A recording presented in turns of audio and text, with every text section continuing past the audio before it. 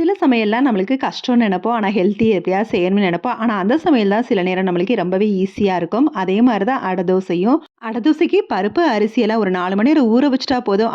அதுக்கப்புறம் அந்த recipe ready பண்றதுக்கு ஒரு 1/4 மணி நேரம் கூட ஆகாது. அந்த அளவுக்கு ஈஸியான ஒரு ரெசிபி. பட் அதே சமயத்துல ரொம்பவே ஹெல்த்தியானது. அடை தோசைக்கு இட்லி அரிசி, பச்சரிசி, துவரம்பருப்பு, குழம்பு கடலைப்பருப்பு, கருப்புளுந்து இதெல்லாம் 1/4 கப் அளவுன்னு ஒரே ரேஷியோவா எடுத்துருக்கிறேன். பாசிப்பருப்பு மட்டும் கொஞ்சமா ஒரு கைப்பிடி அள்ளி போட்டேன். அப்புறம் கொஞ்சமா வெந்தயம் சேர்த்து, அதோட ஒரு வத்தலையும் சேர்த்து ஊற வச்சாச்சு.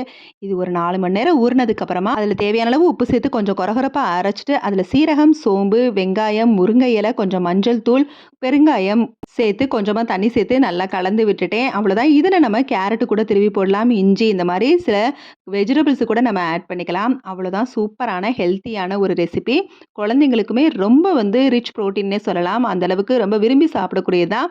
இதுக்கு சைட் டிஷ் ரொம்பவே சிம்பிள் தான். தேங்காய் சட்னி. இதுவே ரொம்ப டேஸ்ட்டா இருக்கும்.